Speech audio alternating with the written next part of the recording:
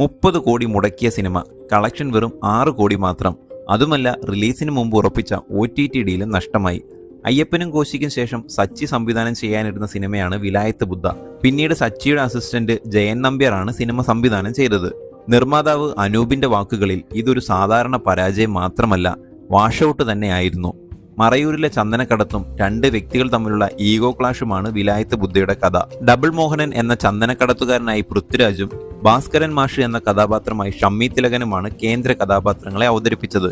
ഇരുവരും തമ്മിലുള്ള ego clash പ്രേക്ഷകരിൽ വർക്കാകാത്തതും അനാവശ്യ വലിച്ചുനീട്ടലും ചിത്രത്തിന് തിരിച്ചടിയായി. ഇതിനു മുമ്പ് പൃഥ്വിയെ നായകനാക്കി അദ്ദേഹം പ്രൊഡ്യൂസ് ചെയ്ത എസ്ര വലിയ ഹിറ്റായി. അതുവരെയുള്ള പൃഥ്വിയുടെ കരിയറിൽ ഏറ്റവും വലിയ ഓപ്പണിംഗ് കിട്ടിയ പടം കൂടിയായിരുന്നു എസ്ര. പക്ഷേ വിലായത്ത് ബുദ്ധ പ്രതീക്ഷിച്ചതുപോലെ വന്നില്ല. ഏറ്റവും ഞെട്ടിപ്പിക്കുന്ന കാര്യം, റിലീസിന് മുമ്പ് ഒപ്പുവെച്ചിരുന്ന OTT ഡീലിൽ നിന്ന് പോലും പ്ലാറ്റ്ഫോം പിന്മാറി. പൃഥ്വിരാജിന്റെ സമീപ കരിയറിലെ ഏറ്റവും വലിയ പരാജയങ്ങളിലൊന്നായി വിലായത്ത് ബുദ്ധ മാറുകയായിരുന്നു.